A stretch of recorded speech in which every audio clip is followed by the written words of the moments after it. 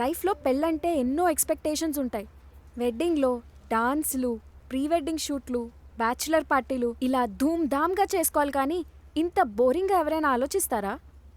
అసలు అలా చేస్తే అసలు మెమరీస్ ఏముంటాయి ఇంకా? నువ్విందులో ట్రెడిషన్ చూస్తున్నావు, నేను ఫైనాన్షియల్ థింగ్ చూస్తున్నా. పెళ్ళికి పెట్టే పైసలు ఒక ఫ్లాట్కి డౌన్ పేమెంట్ అయితే తెలుసా? ఆర్ ఎల్స్ ఒక కార్ కూడా కొనుక్కోవచ్చు ఆ పైసలతో. సి, నువ్వు అన్నట్టు ఫినాన్షియల్ థింగ్స్ ఆర్ ఓకే, మరి అసలు మెమరీస్ సంగతి ఏంటి? పెళ్ళికి అందరు రావడం అంటే అసలు అదొక పండగ, ఫెస్టివల్లా సెలబ్రేట్ చేసుకోవడం. అప్పగింతలో ఈజ్ వెరీ ఎమోషనల్ మూమెంట్. ఇవన్నీ నీకు చెప్పినా అర్థం కావు. Marriage is a big deal for you.